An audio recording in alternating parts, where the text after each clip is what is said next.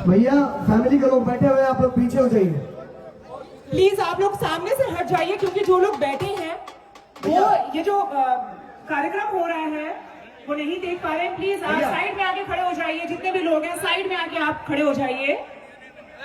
जिनको भी video shoot करना है, रिकॉर्ड करना है, इधर इस साइड आ जाइए, चाहे आप पीछे से रिकॉर्ड करिए। भैया अपने आईडी से लाइव। अरे नमस्ते, प्रणाम। सब आशीर्वाद बनाए रखिए और क्या चाहिए। यार खुराक वाले 2 का लॉन्चिंग है आज गाने का, बस आप सब आशीर्वाद दीजिए और गाना कैसा लगा ये आप सब बताइए, प्यार दीजिए। तालियां।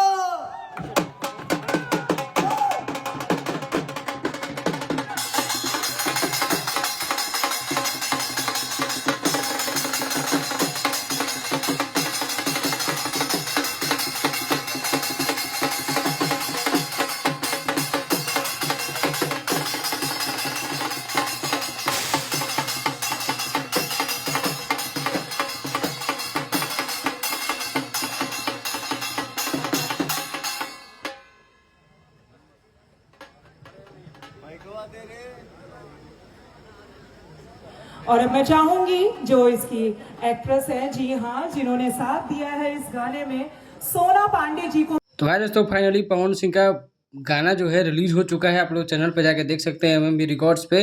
और गाना काफ़ी धांसू गाना है।